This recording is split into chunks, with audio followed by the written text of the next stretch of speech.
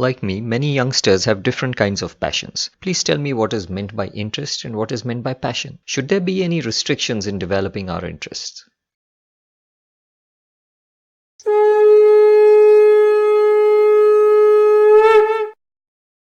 Swami replied, an attraction to an item is interest. When the same interest intensifies, it becomes passion. If the fruit of the attraction to that item brings welfare to the soul, then having a passion will give more benefit than having a mere interest. But if the fruit is harmful to the soul, even having an interest for it must be avoided. Since I've lost interest in engineering, I've become very lazy. I've wasted a lot of precious time, and even now I'm wasting time. When I try to analyze the reasons for my laziness, I find that it is not only the loss of interest, but also something else. Please tell me the different reasons why a person becomes lazy and how to overcome it. Laziness is the most dangerous disease because it not only spoils one's mental health, but also one's physical health. Even if you stop mental work, you should never stop physical work, which is doing some physical exercises at least. The body must have perfect health, and you must give top priority to this point.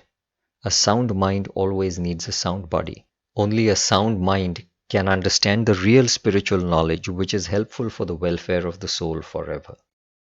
Many students are forced by their parents to study something or do something that they are not interested in doing. I've even seen students committing suicide because they were asked to do something which they never liked, and as a result they had failed miserably. In that case, should students listen to their parents?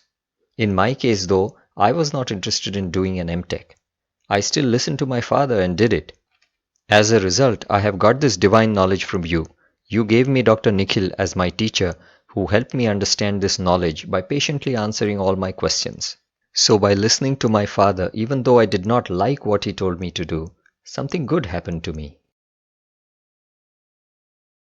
Parents are always wiser than their children because parents have more worldly knowledge than the children. Worldly knowledge is also a fundamental necessity. Suppose you are planning to present a devotional drama to the public to develop their devotion to God. To perform the drama, a stage is essential.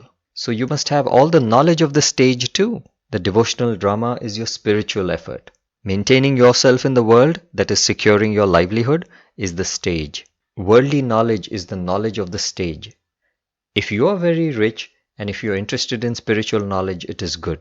You need not struggle to maintain yourself in the world.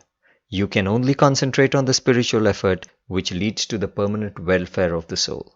It is certainly far, far more important than merely the welfare of the body. But if you are poor, then as the first step, you should concentrate on the welfare of the body, which is securing your livelihood. Even if you are a middle-class person, you should concentrate on the welfare of the body in the first step. This is because your limited savings might not be sufficient for your lifetime, since the value of money might steeply fall in the future. As regards education, even if you do not have any interest in a subject, you have to develop interest in it, since it is helpful for your profession. You should choose a field of study which has better career prospects so that you may get good employment and develop interest in that field. Even if a man is forced to marry a certain woman, he must develop interest in his wife once the marriage has taken place. He married her under inevitable circumstances. If the circumstances had not been inevitable, he could have married the girl he loved very much.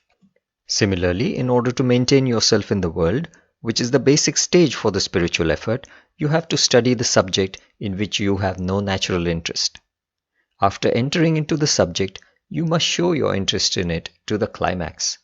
You should not withdraw from the subject saying that you have no natural interest in it. It would be just like saying to your wife that you do not love her because you were forced to marry her under inevitable circumstances. It would be real injustice. Until you are well settled in life, you must continue your interest in that subject and in the profession related to that subject. Once you are established in your profession, you can pursue your interest in another subject of your choice.